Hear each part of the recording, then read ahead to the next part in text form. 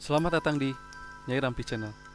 Kali ini kami akan melanjutkan pengalaman Nyai Rampi saat diganggu oleh kuntilanak usil. Tapi sebelum kita lanjut, jangan lupa untuk like, komen, subscribe, dan juga share agar channel ini lebih berkembang dan lebih banyak lagi membagikan pengalaman menyeramkan lainnya.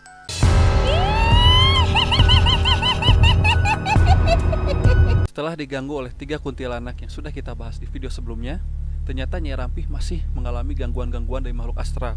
Dan gangguannya itu semakin lama semakin menyeramkan. Nah, Nyai bisa diceritakan kepada kita bagaimana pengalamannya, Nyai? Ya.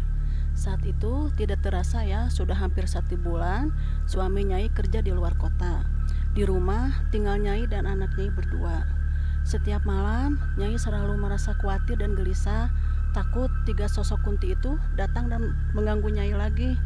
Hingga pada satu malam, seperti biasa ya, sebelum Nyai masuk ke kamar, Nyai selalu mematikan lampu-lampu di dalam ruangan. Dan ketika Nyai mulai bersiap-siap untuk tidur, tiba-tiba Nyai mendengar suara dari arah ruang tamu ya, tok tok tok tok, dan seperti ada lampu yang menyala. Lalu Nyai keluar kamar dan betul Nyai lihat rihting motor menyala sendiri. Lalu Nyai menyalakan lampu, tiba-tiba rihting motor itu mati dengan sendirinya.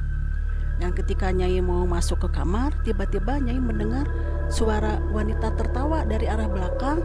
Nyai lihat ke belakang, saat itu nggak ada apa-apa ya. Saat Nyai mau masuk, tiba-tiba ada sosok bayangan putih melintas di depan kamar Nyai. Anak Nyai kan takut, "Mah, itu lihat mah, itu apa, lihat siapa yang lewat." Dan ketika sosok itu melewat, tiba-tiba lampu yang tadinya menyala mati semua. Jadi di rumah Nyai semua lampunya mati. Saat itu anak Nyai sangat ketakutan ya, dan Nyai mencoba menenangkan anak Nyai, "Sudah, tidur saja, jangan terlalu dipikirkan." Dan beberapa saat kemudian lampu di dalam rumah Nyai menyala dengan sendirinya. Sampai akhirnya karena mungkin Nyai capek ya, Nyai tertidur sangat pulas hingga tiba subuh. Nyai mendengar suara adzan. Nyai bangun, Nyai sholat. Setelah sholat seperti biasa, Nyai beres-beres rumah dan Nyai mencuci pakaian. Dan Nyai keluar untuk menjemur pakaian. Saat itu di luar sangat gelap ya, karena masih subuh. Kalau nggak salah itu sekitar 4:30 subuh, masih gelap di luar. Nyai keluar menjemur pakaian, dan ketika selesai mencuci pakaian, ketika Nyai akan melangkah masuk ke dalam rumah, tiba-tiba Nyai melihat seperti ada asap ya. Mulanya kecil, asap itu menggulung. Semakin lama asap itu semakin membesar. Semakin membesar, Nyai kan menggesek-gesekkan mata ya, apaan tuh kok ada asap besar gitu.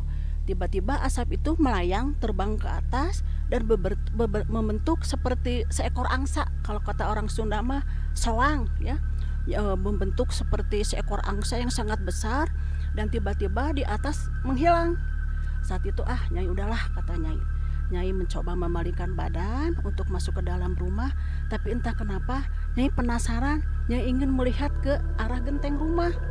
Ketika Nyai melihat ke arah genteng rumah, saat itu Nyai sangat kaget ya, karena di atas genteng rumah itu ada seorang wanita dengan rambutnya yang sangat gimbal, berbaju putih, dan mukanya itu banyak benjol-benjol.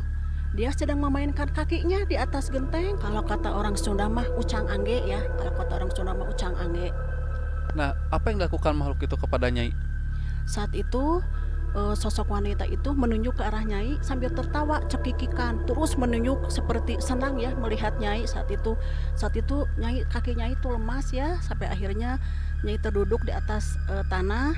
Tapi saat itu matanya masih tetap melihat ke arah sosok wanita tadi. Wanita tadi terus menunjuk sambil tertawa. Entah bagaimana ya, Nyai berusaha berdiri dan Nyai mencoba melangkah. Saat itu berat sekali ya kaki Nyai merangkah.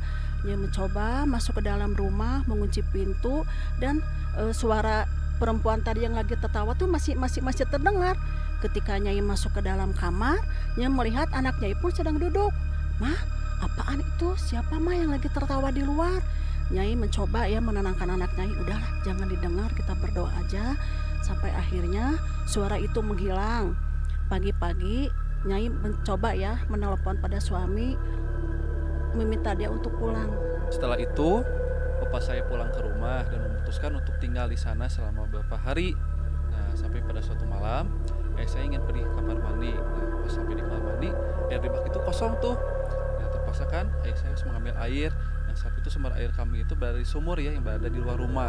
Nah, ketika menimba air, ayah saya melihat ke arah kebun belakang ya. Di kebun belakang itu kan ada pohon nangka, tapi kok seperti yang aneh, katanya di bawah pohon nangka itu ada bayangan putih transparan yang bergoyang-goyang seperti tertiup oleh angin. Jadi goyang ke kiri, goyang ke kanan itu. Kan penasaran ya si bapak, apaan tuh? Bapak saya masuk ke dalam rumah dan memanggil Nyai ya, dan mengajak Nyai untuk melihat sosok tadi yang ada di bawah pohon nangka. Nah, bagaimana itu detail selengkapnya, Nyai? Ya. Saat itu kan suaminya yang datang ya, mah lihat tuh di belakang ada apa? Apaan pak? Ayo lihat.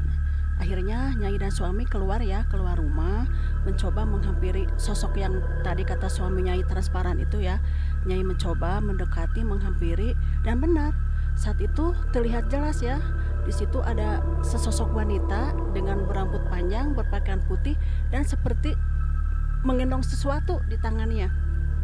Dia menggendong sesuatu.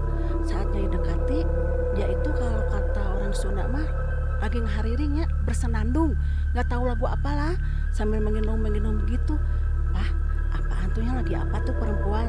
Nyai coba dekati, Nyai tanya, teh lagi apa teh? Dia tetap diam, masih bersenandung kan. Nyai coba mendekati, dan ketika Nyai melihat ke arah depan, ke arah tangannya, saat itu Nyai kaget karena dia seperti menggendong sesuatu yang dibungkus kain putih, dan kainnya itu banyak darah ya. Belum juga habis rasa takut Nyai, tiba-tiba sosok wanita itu terbang melayang ke atas pohon nangka, dan dia duduk di atas pohon nangka sambil bersenandung. Saat itu suami Nyai mah meraih tangan Nyai, ayo mah kita masuk, itu bukan manusia, itu kunti. Saat itu juga Nyai dan suami Nyai berlari kan ya. Sosok wanita itu masih terus bernyanyi, tapi lagunya tuh aneh sekali. Akhirnya kami pun memutuskan untuk menceritakan kejadian tadi kepada tetangga, dan ternyata memang benar. Tetangga kami pun bercerita kalau sosok itu sering menampakkan diri di tanah itu, dan konon katanya makhluk itu sudah ada sejak lama dan tidak mau pindah ke tempat yang lain lagi. Itu tadi pengalaman menyeramkan Nyai Rampi diganggu oleh kuntilanak usil. Jika ada sobatnya yang ingin berbagi pengalaman mistis, silahkan kirimkan ke emailnya di nyairampi@gmail.com, atau kalian bisa langsung kirim ke Instagramnya @nyairampi. Link ada di deskripsi. Sekian untuk video kali ini. Nantikan juga pengalaman-pengalaman menyeramkan lainnya hanya di Nyai Rampi Channel. Saya Chandra dan Saya Nyai Rampi. kami mohon undur diri. Sampai jumpa di video selanjutnya.